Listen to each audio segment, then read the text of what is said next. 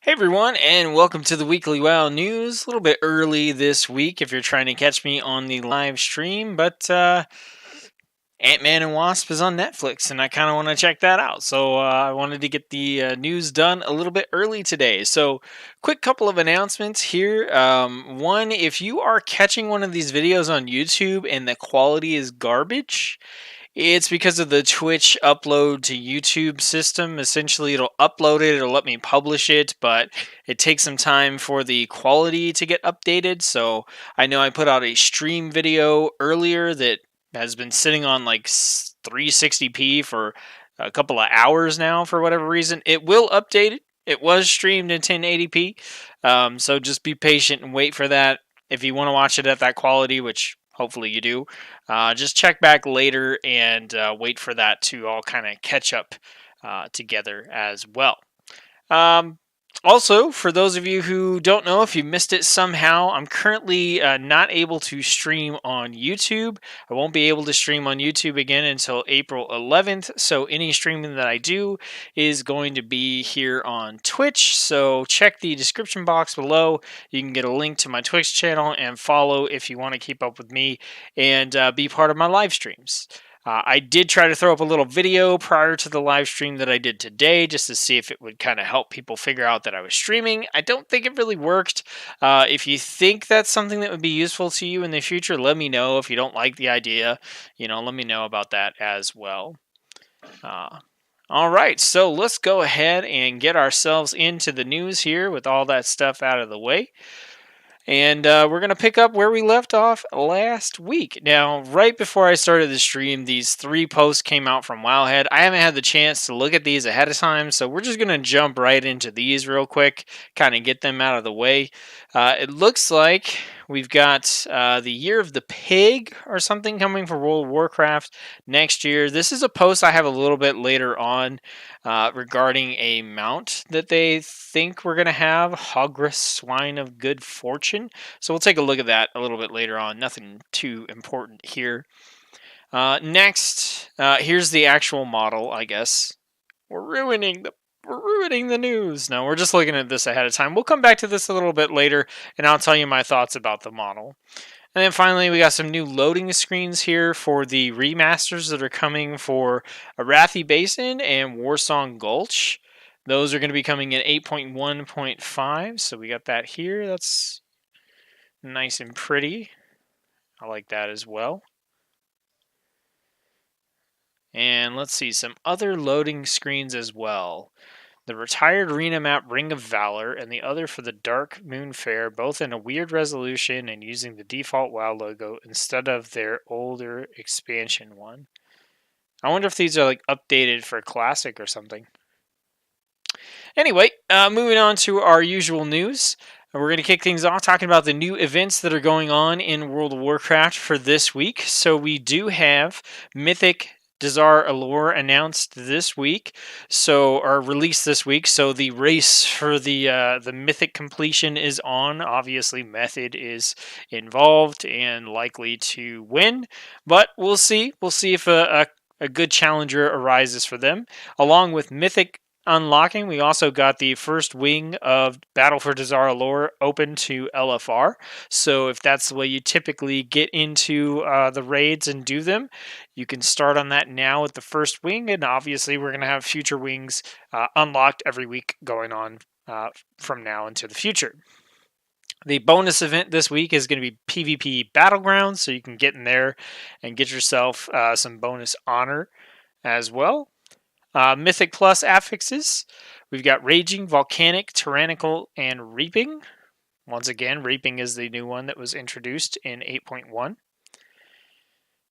And let's see, we've also got some PvP information and no news about Island Expeditions once again, which, I don't know, maybe people just don't care anymore. I know I certainly have not played any Island Expeditions myself since they took the quest out for being able to do those. There was a quest you could do once a week on characters below level 120, and they changed that to a quest that's only doable by characters that are max level.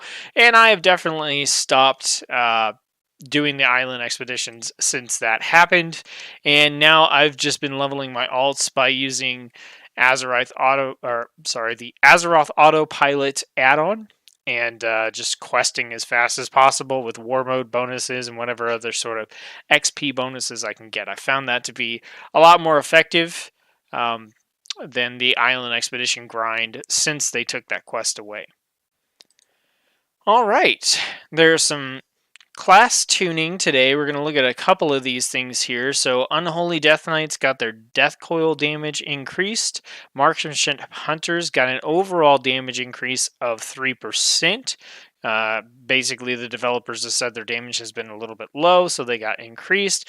Resto Druid got 15% increased healing on effervescence, and also the cost of Life Bloom and Wild Growth was reduced by 7%, so a little bit of buff for them as well.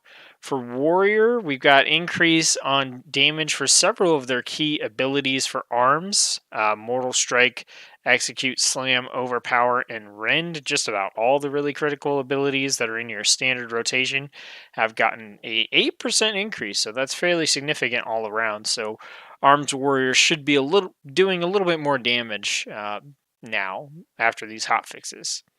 We also got some tweaks for some of the traits that were added in Tides of Vengeance. So some of these have been nerfed, some of those have been buffed. For the most part, I think a lot of them have been nerfed quite a bit. But if you've been using any of these, you can check them out individually, pause the video, whatever you like, and take a look at those. And then some PvP changes as well. I don't PvP very much, so I'm not going to comment on those.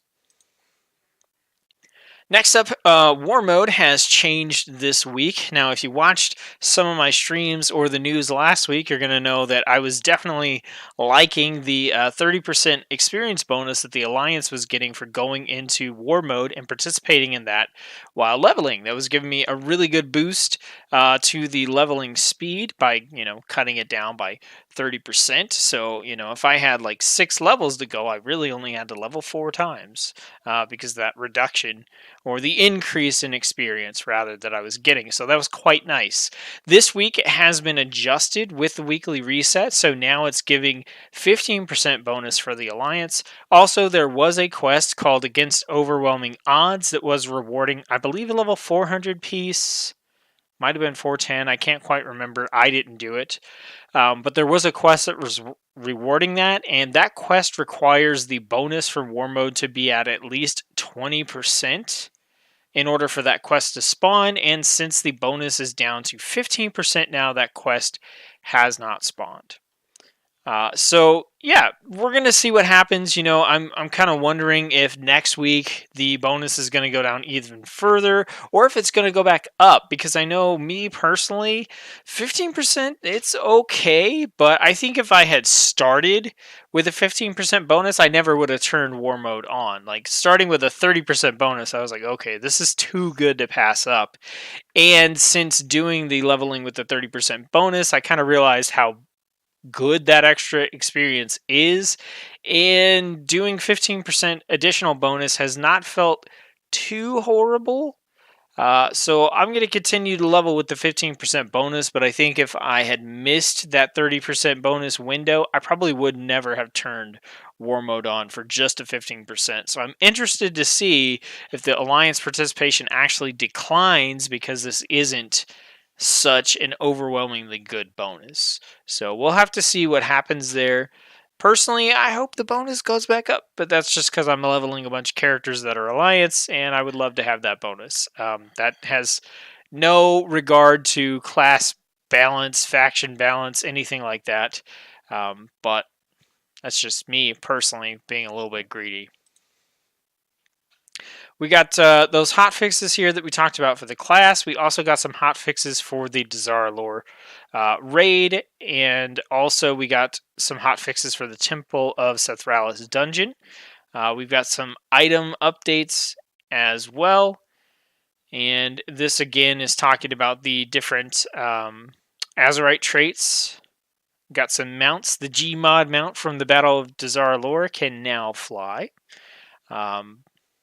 Some PvP updates and other stuff here too. All right, so this was the Flying Pig mount that was listed as a possible link. It looks as a leak. It looks like it's actually going to be coming though. And these are the pictures that were leaked before. I think the model that we had here in this other release is definitely, this looks a heck of a lot better. I think it's pretty cool. I like it. The thing I like about the lunar mounts and stuff is they always have this sort of Mist of Pandaria theme to them, which is a theme that I really enjoy, regardless of whether I thought the expansion was good or bad. I like that theme, that sort of East Asian, Japanese, Korean, Chinese theme. I really enjoy that. Would I use this? Yeah, I think so. I think so. It's pretty ridiculous, and I like to use some of the ridiculous mounts and stuff. So I think I probably would use this.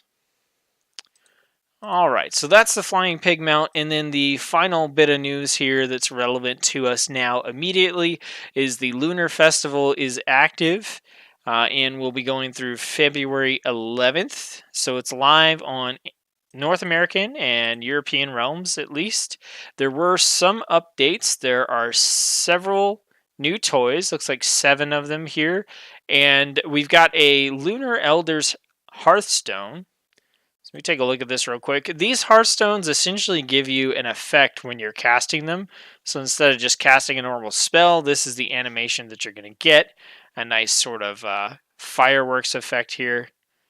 It's all right. It's not the best one I've seen, but it's okay. What I think is a little more interesting though is these costumes, and we're going to see what those actually look like here in just a little bit. We've got some 4 flower crowns added as well. So we've got the Crown of Good Fortune. They're basically all the same crown. They're just colored differently. Personally, I kind of like the Crown of Dark Blossoms here. I don't know if I'd use this in any transmog. Maybe I would. I don't know. We got new toys. So here we go. This is the Lunar Festival Dragon costume. And this is pretty ridiculous. So the costume piece is you can get the head and you can get the tail. And then you could also get a middle piece for it. I think it would be pretty hilarious to see a big train of these going around everywhere. But as you can see here, there's the tail, there's the middle, and there's the front. And that's for a couple of different colors here, green and blue. Really cool, really interesting, kind of a fun toy. I don't know if I'll go out of my way to do the Lunar Festival stuff just to get it. Maybe I would. I don't know. It depends. I don't think they're exclusive, like limited to this year, so they'll probably be back around next year. But yeah, I definitely think that's a kind of a cool, fun group toy. All right, in other news here, we've got an announcement that The Witcher 3's creative director is being transferred to Blizzard Entertainment. So this is the guy who worked on The Witcher 3 and Cyberpunk 2077. Creative director, he was, as you can see here in the screenshot, the narrative and setting director as well. So it looks like Blizzard is trying to bring on someone who has experience with these sort of darker, more mature storylines. And as I believe that he's going to be working on the Diablo franchise. I don't know if it's actually been announced, so don't take my word on it, but it seems like that's where he's going to end up. That's what makes the most sense to me. I don't think they're trying to take World of Warcraft in a darker, more mature direction. That would be interesting to see, but I think they've tried to do that and kind of failed throughout Battle for Azeroth.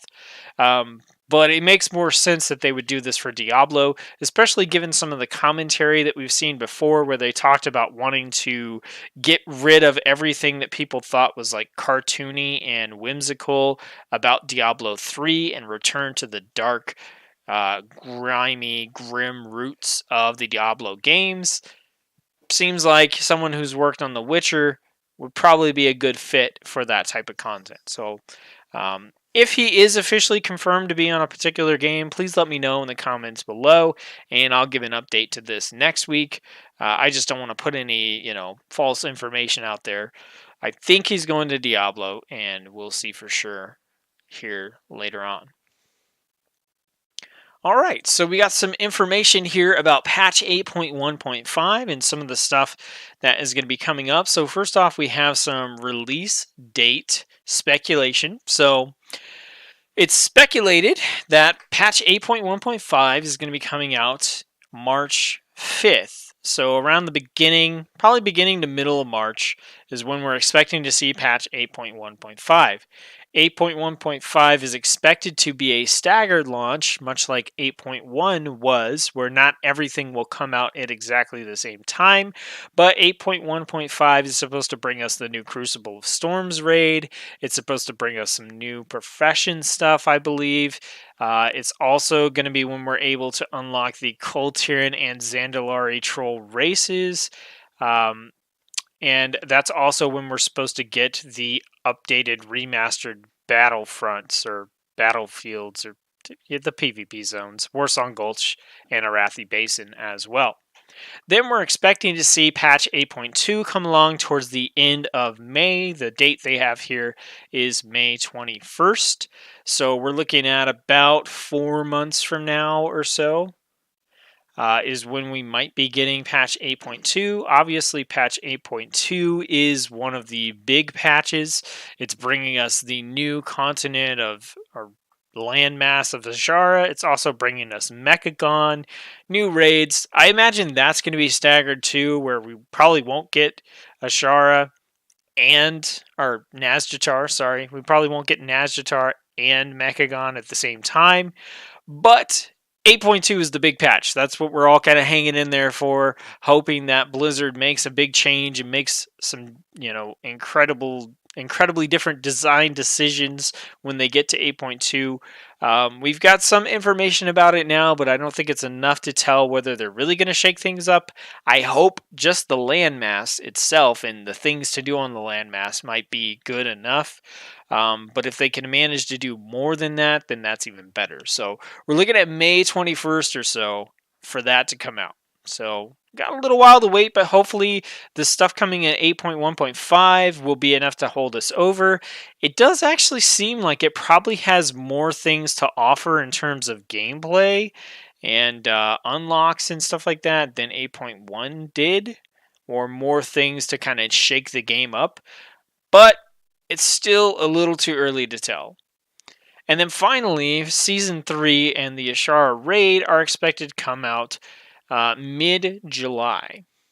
So we don't know what's supposed to come out in Season 3. This also doesn't indicate when 8.3 is going to come out, but I imagine with how big 8.2 is supposed to be, we're looking at probably a good 4 months or 5 months after 8.2 having any sort of 8.3 come out. So this is kind of the timeline we're looking at. So it looks like we have another month, maybe a month and a half until we're going to get 8.1.5, and then a good 3 months or so until we get 8.2. That's not that horrible in the grand scheme of things. That gives us enough time to kind of experience all the content. I think that the initial launch of 8.1 was pretty dry and pretty boring, but the Season 2 launch has been a little bit more interesting, a little bit more changes thrown into the game, and we have a little bit more to do in general. So let's see where it goes. Next, in the 8.1.5 PTR, we've data mined some new T-shirts here, some new plate epics, profession items, and heirloom upgrades. So we've got the upgrades for the heirlooms that will allow you to use them between to level up to 120. So this is something I've talked about. Why have they not put this in yet? I understand not putting it in for the initial launch of the expansion, but I feel like 8.1 would have been a fine time to do it. At that point, the race to 120 was well and truly over. But if, as we expect, 8.1.5 is coming around the beginning of March, and it brings with it these heirloom upgrades, that means that's probably going to be the optimum time to start leveling your alts, because you're going to have the war mode bonus. You can have the bonus from doing an incursion on top of just the chunk of experience the incursions themselves give you, on top of heirlooms, on top of potions from Warfronts. Like, you're going to be able to stack a lot of XP and get pretty close to 100% bonus experience from your questing and your killing mobs and things like that, and that's really going to speed you along for your alts. So if you're on the fence about when to level your alts and you're not really sure, I would wait till 8.1.5 when you're going to be able to upgrade your heirlooms, because that's a huge constant bonus, and then you could stack war mode on top of that and stack the bonus from the incursions on top of that for anywhere from probably a bonus 70 to maybe 90% experience pretty easily. So that's what I would do. I'm personally pretty excited about the heirloom upgrades because I've got half my characters to 120, and the half that I don't have includes all 3 cloth wearers, which are I don't have the greatest time leveling them up, so I definitely am going to wait until 8.1.5 to even touch them so that I can upgrade my heirlooms and get them to max level a heck of a lot faster. We've also got some class changes coming up in 8.1.5 and some Zandalari racial changes. The Zandalari racials, I'm not going to get into these too much because they're not final. I do want to take a look at a couple of the class changes here just to see maybe what kind of direction Blizzard might be going in. So it looks like Druid, we got some PvP talents. We've got spells here. This is just like a clarification. 75 times 5%. It's 35% of his total health over 10 seconds. Barb shot.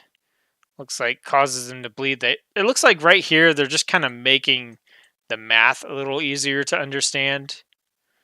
Dalaran Brilliance is coming as a glyph. Modify your arcane intellect's look to that of the Kirin Tor's Dalaran Brilliance. So nice little visual update for mages there. PvP talents for monks. We got tier 4 Azerite powers for shaman. Okay, so it looks like no real like class changes, just modifications to some of the PvP talents for war mode, and then also a couple of Azerite power changes here. So nothing to get too excited about yet, at least. I don't expect 8.1.5 to bring any sort of big class changes or anything like that. I would expect those to be in 8.2 if they were coming, and I don't think they are. I really feel like right now Blizzard is focused on fixing the Azerite problem, and that until they do, that's going to be their main focus, and they're not going to be worried about trying to improve the classes. And hopefully with them fixing the Azerite problems, that leads to them fixing some of the class problems. If you took a class at level 100 just starting in Legion and compared that to a class at 110 with a fully maxed out weapon, then there's a huge discrepancy. There's a huge difference in the play style and how those characters feel. And I think that at least in Battle for Azeroth, if they can get the Azerite thing right, hopefully it can be something similar, where if you take a 110 character that doesn't have any Azerite necklace levels and doesn't have Azerite gear and compare that to someone at max level who has maxed out the current available content, hopefully they should look drastically different, and hopefully that's where a lot of the changes for the classes will come. And that was the idea behind getting rid of the legendary weapons, is to do a reset so that the Azerite system could provide that layer of customization and complexity to classes, and they utterly failed on that with the launch of Battle for Azeroth. And 8.1 I don't think has done much to change that, so hopefully 8.2 is where their focus is, and when we see whatever they've come up with for 8.2, that will be the thing that gives us that class design that I currently feel is lacking. All right, the last couple of things we have here for the news are actually some interviews and stuff that were done with Ian Hazakostas. So first we have the live blog of the January 24 Season 2 Q&A. So this is one of the Blizzard Q&As where they sit up there and they answer whatever curated questions they've managed to pick. And I've said before, I don't feel like we get a whole lot of information here. So I'm just going to touch on the highlights that Wowhead has highlighted here. So Blizzard's looking at offensive cooldowns and the global cooldown. Essentially, they're not looking to take these abilities off the global cooldown, but they're looking to make it feel good when you press the button immediately. By having maybe some of these abilities, when you press them, they have an instant effect and they do the thing that they're supposed to do. So that you don't feel like you're wasting a global cooldown. So they're trying to not take these abilities off, but make them feel better when you use them so that there's more impact. Maybe they're more memorable. Maybe they just feel better to press even though they're on the global cooldown. This was a mention about the overwhelming odds world PvP stuff, which we already talked about. Blizzard's looking into letting you create all 50 characters on one realm in 8.1.5. I think that's very interesting. Now, from what I heard Ian say in the blog, this wasn't something that I would expect to 100% happen in 8.1.5. I think he said that he probably could make it happen, but not. It didn't sound like a guaranteed thing to me.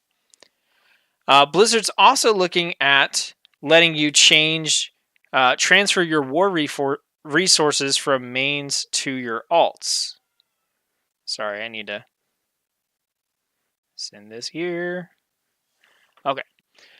So I think this would be really good. I wish they would do this with a lot of other resources because, I'm someone who has a lot of alts, and a lot of times I wish I could funnel my resources and stuff into my alt characters. And so even if it's just for war resources, I think this would be a really good change. Obviously, Blizzard's not going to, be able to know what's your main and what's your alt. So essentially, this is just meaning that you'll be able to transfer those resources from one character to another character. And I think that's going to be a nice change. Now, I'm interested to see whether those resources are going to be bind on account so they can move faction to faction, or you're going to have to transfer them within, from one character within the same faction to the next faction. But I imagine like the easiest way for them to do this is to make them bind on account so that you can send them to other characters, or maybe they'll have the ability to purchase an item that you can then send to your other characters, and then they can open that item and it gives them the currency. I'm not sure exactly what they're going to do there, but I definitely like the idea. Also in 8.2, the Heart of Azeroth is supposed to work similar to Legion's artifact weapons, which we talked about a little bit before, where you're going to have active abilities and powers that can be upgraded and customized. Now, they said this would possibly be based on the content that you do. Now, I talked about this a little bit in the stream that I did today, but I like this idea and I don't like this idea, and it all comes down to the implementation. So if you have a trait, and let's say that it increases the damage you deal to enemy player characters by 25%. Something ridiculous, right? We're just making up an example here. And the way that you are able to unlock that trait is by doing PvP.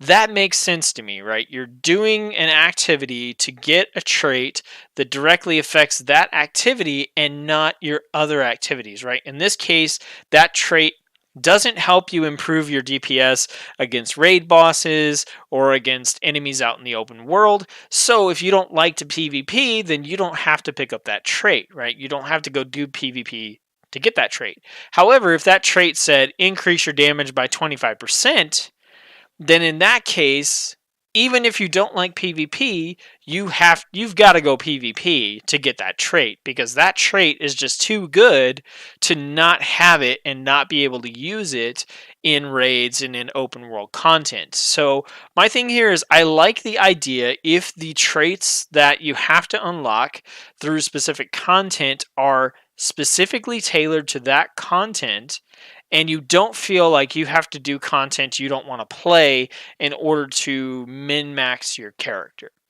Now, that's something that is kind of always been a part of MMOs. There's some overlap there too. There's PvP players that have to go do PvE content that they don't want to do to get their gear.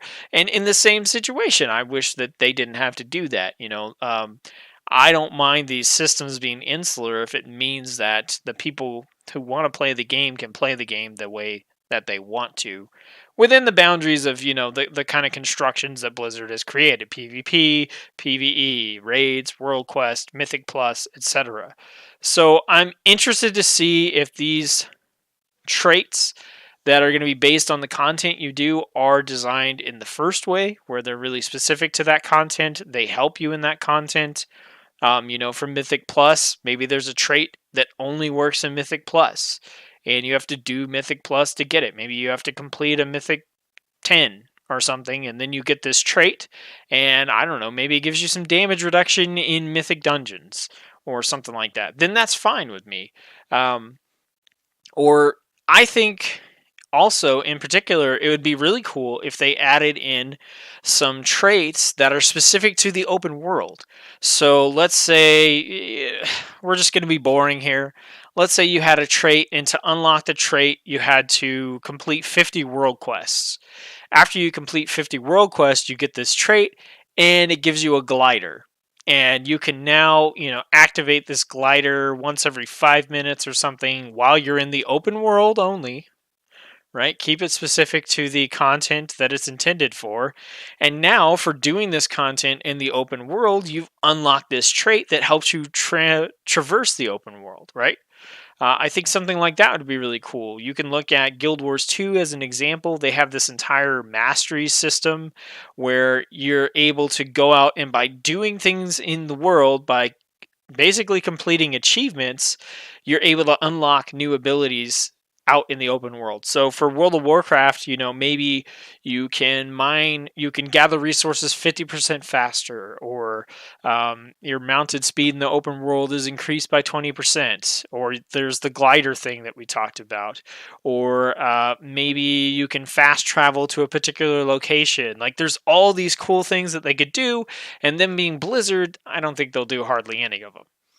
I really don't. But that would be really cool, in my opinion.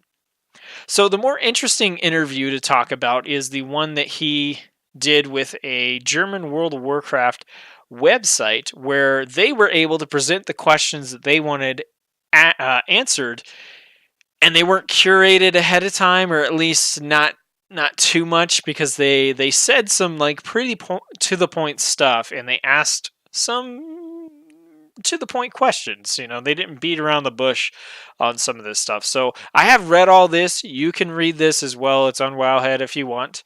You can see the link up here. But I'm just going to kind of touch on the individual questions that were asked, what Ian said, and maybe my thoughts. Kind of skip over the ones I don't care too much about. So we're talking about the negative comments about every aspect of BFA.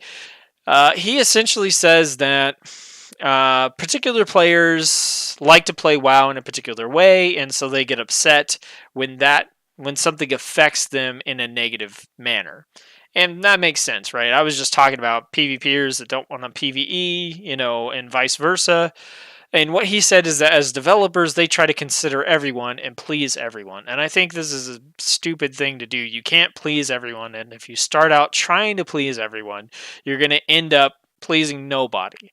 And I don't think that they need to go so far as to pick like one group of people that we're going to make them happy. But they do need to realize that with some of their game decisions, they're just not going to make everybody happy. And sometimes the person who's not happy is going to be the PvPer. Sometimes it's going to be the PvEer. Sometimes it's going to be the raid people. Sometimes it's going to be the Mythic Plus people. Like, that's just how it's going to be. You can't please everybody every time you make a decision for the game. You just have to do what you think is best for the game. And I think that this idea that we're Care Bears and we just love everybody, want everybody to have fun, is well-intentioned but stupid. So hopefully they can kind of move away from that some. I think the best thing to do would be who is this piece of content intended for? Let's make it the best that it can be for them. If you're designing a brand new arena for PvP, don't consider me when you're making it, right? I don't PvP.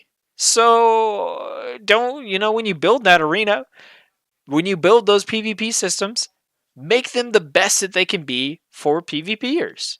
When you're building a new raid, build the raid for those top-end, high-end raiders. You could dumb it down for everybody else, and that's fine. If you're designing open world content, design it for the people that like to get out into the open world and like to explore things and do things solo or team up for big bosses. Like, that's how you have to think.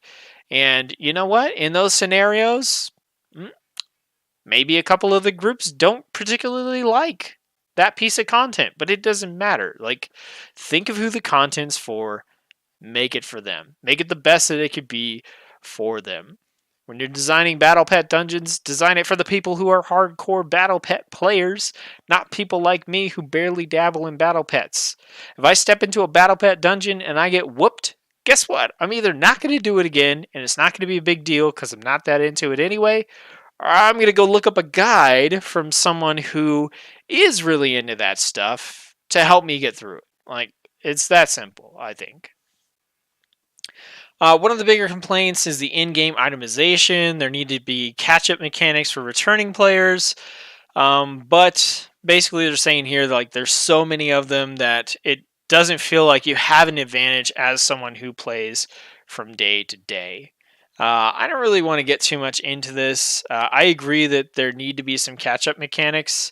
But I also agree that it does kind of feel like whatever you're doing day to day, if you are a hardcore player, isn't going to matter in a couple of months. And I think this is just exasperated by the fact that they drop everything at the end of every expansion.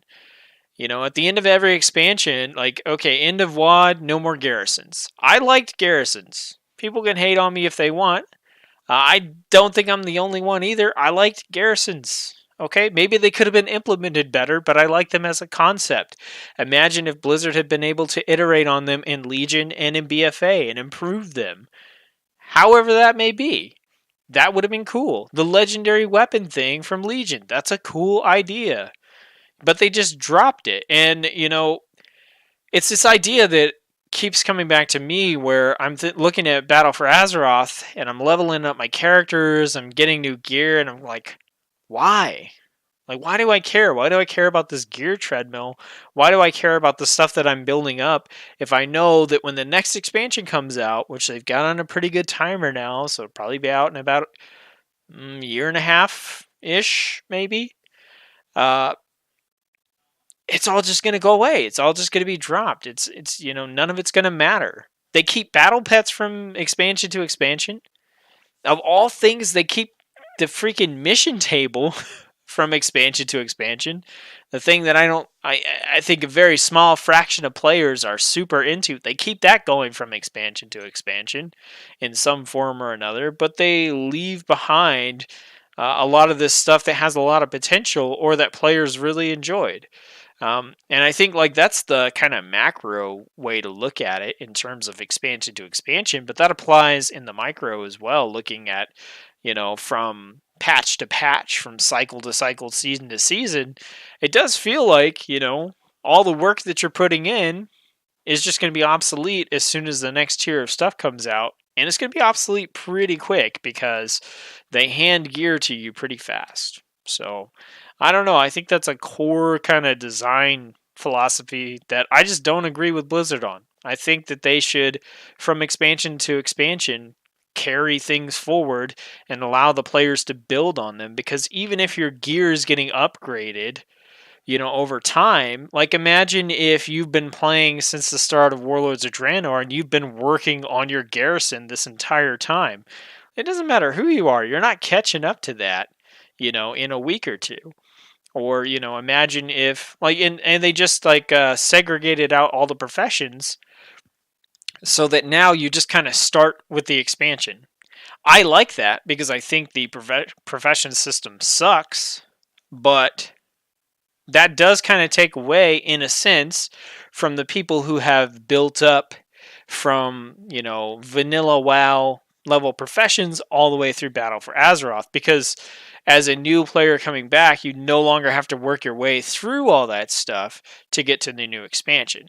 I like that change, but I think it's a good example for how, something like that can affect the feeling of accomplishment that a player has and the feeling of progress that a player has who plays on a regular basis compared to someone who takes a break for several months and comes back like I just did.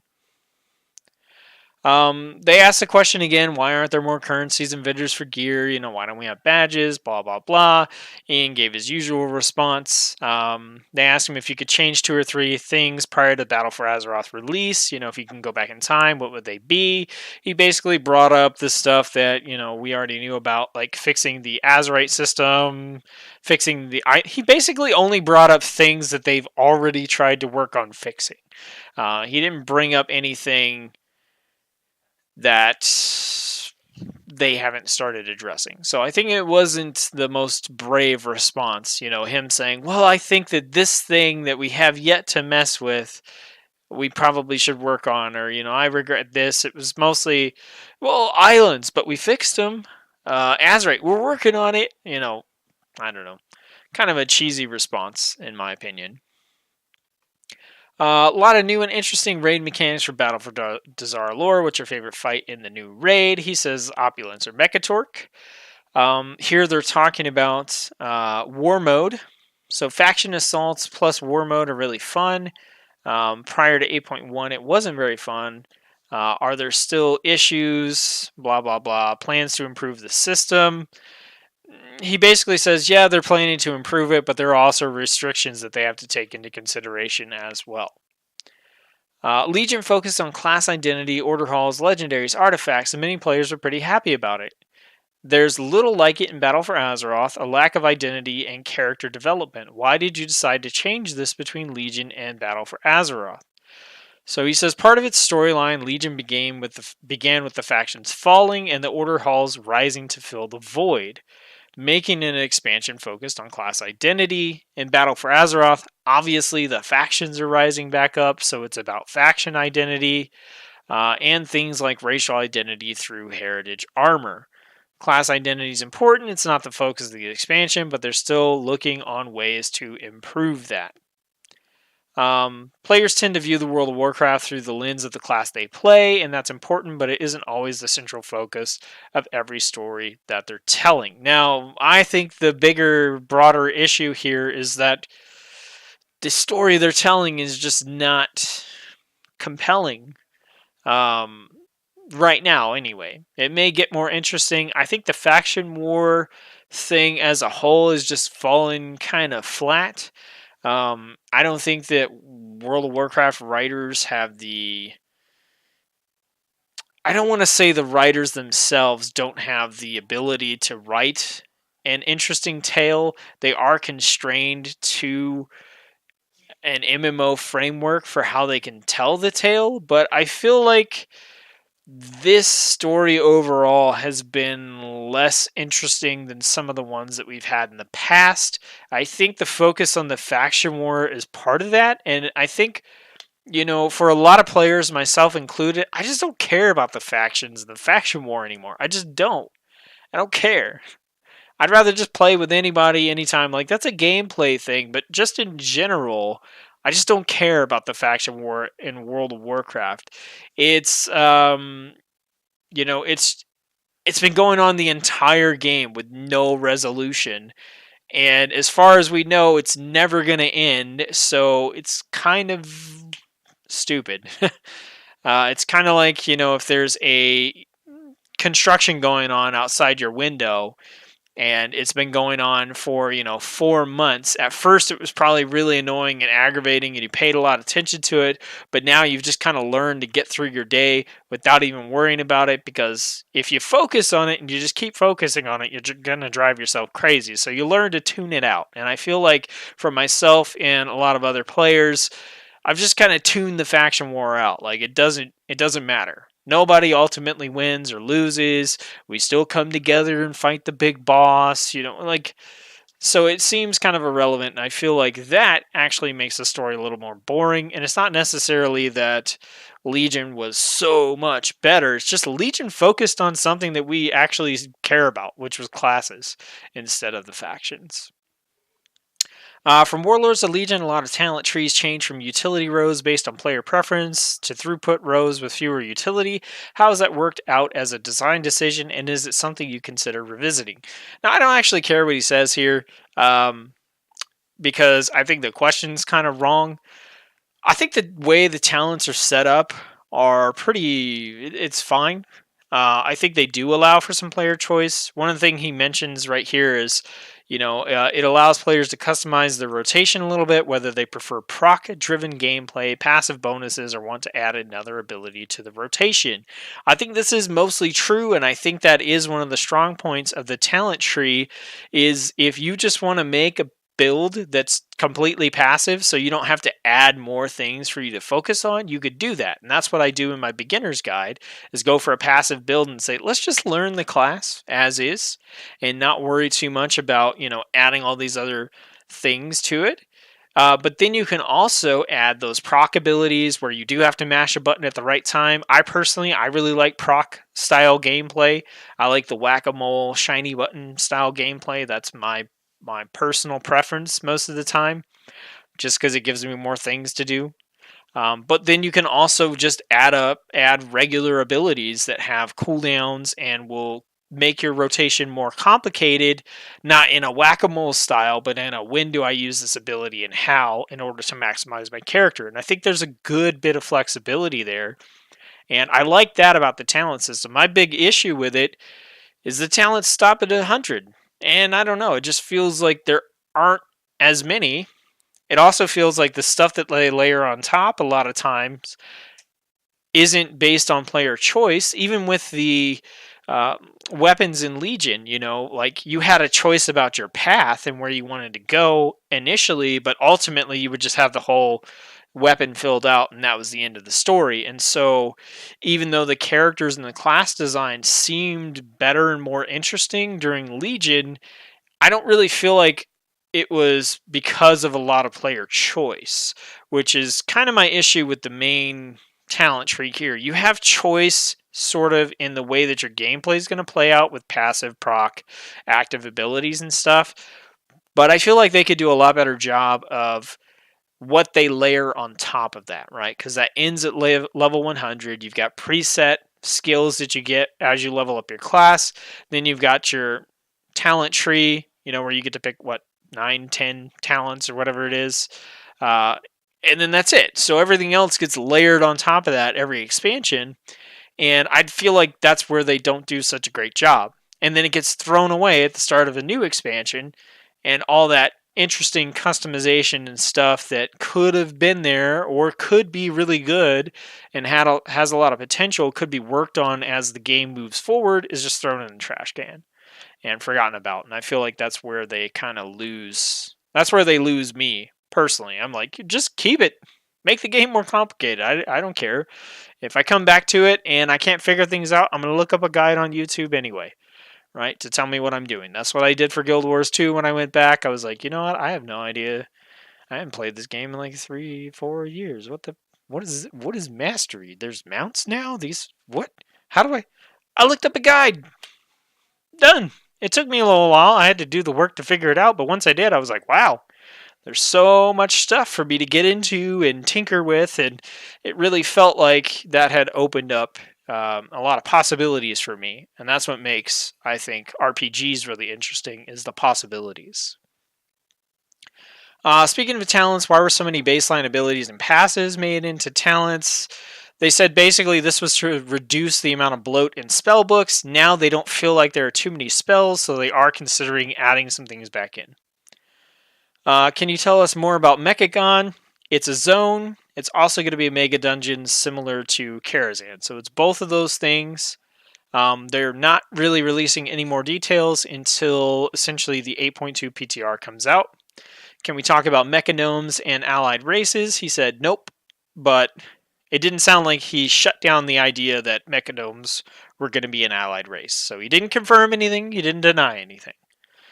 At BlizzCon, it sounded like Nazjatar will include something new every day. Could you give us some examples? No, he essentially said he wasn't going to say much more than what they had already said at BlizzCon, but he said the goal is to learn from the end zones and outdoor zones that they've done in previous expansions and try to improve upon the best of those. I do think that they think, and I also think, that one of the best zones that they've done is the Timeless Isle in terms of in-game area. So I think we're going to see some stuff from the Timeless Isle come back. That's from Mista Pandaria. If you didn't get the chance to play that expansion, it was just really cool. Completely high-end zone. Had a lot of stuff to help you gear up and level up your alts. I like that quite a lot. Next question was about treasure chest and rares in Battle for Azeroth and how they're boring. Will there be any more real rares? And so, essentially, what he said is he likes the system better that was in Warlords of Draenor. In Warlords of Draenor, I did think that was better than the treasure chest system we have now, and I think the one we have now is the worst we've had. But in Warlords of Draenor, you had to go around. You actually found specific items a lot of the time, not actually treasure chests. So you'd find like a ring or something, and then there was usually maybe a little story behind it. You got a piece of gear, or you got a toy, or like that was really interesting. And in BFA, the treasure chests are just boring as all hell. You get like a little bit of war resources, maybe you get a little bit of gold, maybe you get a little bit of azurite. Like there's nothing really special about them. You don't get a cool toy, you don't get, a neat piece of gear, you don't get an interesting lore item. They're just kind of scattered around. I'd just run past them every single time. The only time I pick up treasure chests now is if I'm on a character that isn't max level and I'm trying to get enough war resources to start the campaign, trying to get that first 100 so that I can do the campaign while I'm leveling and get XP for it instead of having to do it at max level and not get XP for it. That's literally the only time I pick up the treasure chests. Now, I think the chests that they offer in War Mode, where they have the big, huge, like Alliance theme or Horde theme chest, those are cool because you click on them, they're huge, they look really awesome, you can get a piece of gear out of them, you can get, Azurite power, all that kind of good stuff. It feels good to open one of those. Plus there's the tension of like, okay, I'm opening this, but am I going to get ganked? I don't know. Those are a little bit cooler. But he said that he liked the system in Warlords of Draenor better. I did too. But as a whole, I think the treasure chest system could use a lot of work. I think it's been used sometimes as a way to get people to do a little bit of platforming and world exploring. I think they could do more stuff like that, more interesting things. Make some of them hard to get at. Make it so they don't always spawn all the time, or make it so that you need I don't know, special azurite traits or something to get to some of them. Maybe you have to unlock a glide ability or jump ability or something by finding other treasure chests and unlocking an azurite power that gives you the ability that you need to get to these better treasure chests. I don't know. That's a more interesting system, in my opinion, than we scattered this treasure chest with a glowing purple border around it, and you pick it up and you literally don't care because you get 10 war resources and 20 azurite power, which does absolutely nothing. Are we going to see something specific like the class specific? Are we going to see something like the class specific solo challenges from the Mage Tower again in the future? He said, "Yep, we'd love to do something like that. We thought it was really successful, but we don't want it to become a formulaic thing that we do every expansion." To which I say, that's stupid. Like, if people loved it, if you thought it was successful, do something else like it. Like, don't keep us waiting for years for you to come out with something like this.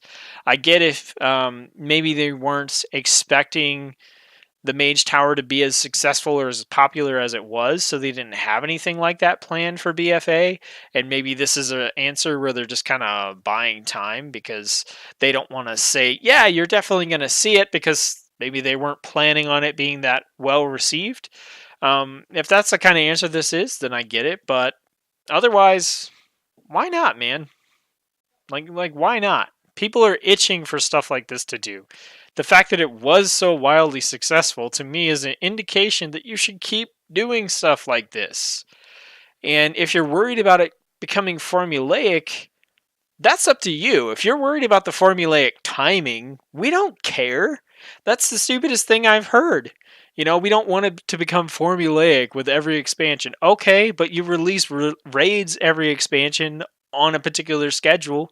You always release, 5, 6, 7 dungeons every expansion. You always do these gear increase. It's an MMO with patch cycles. It's formulaic. We know that. I think maybe what you're worried about is that it's going to become boring because you don't have any more ideas. And if that's the case, then yeah, I get it. You need some time to come up with a good idea. But if this is purely focused on the time schedule thing, we don't care. We like that kind of stuff. We like to know, oh hey, in 2 weeks, we got a new mage tower coming. 2 weeks, we got a new raid coming. Oh, the new PvP arena's coming in 3 weeks. That kind of stuff is what keeps us subbed and keeps us hoping that the game's going to improve and get better and, keeps us playing. So, poor excuse, I think. There's some stuff about heroic Warfronts here. Basically, there's no Warfront that's going to be added with patch 8.2, but heroic Warfronts are coming. They talked about the Baron's Warfront that was speculated to be coming, and essentially he said, no, that's not a Warfront. They did testing out in the Barrens for Warfronts before they actually got anything going in the expansion, and some of the datamine files were remnants of that. I loved this question. Any further plans for crafting? We've never heard a player say World of Warcraft has a good crafting system. It's kind of boring and useless without many perks or rare recipes. And he basically says what they've been saying over and over and over again about professions. It's something we like to improve, but we don't have anything specific right now. What you need is a complete overhaul of this system. The system is horrible. I think what you need to do is you need to focus. He says that the most successful professions have been the ones that have had stuff that you can sell, and I agree. I think there should be more stuff that is utility based or cosmetic within each of the different professions because people always want that stuff.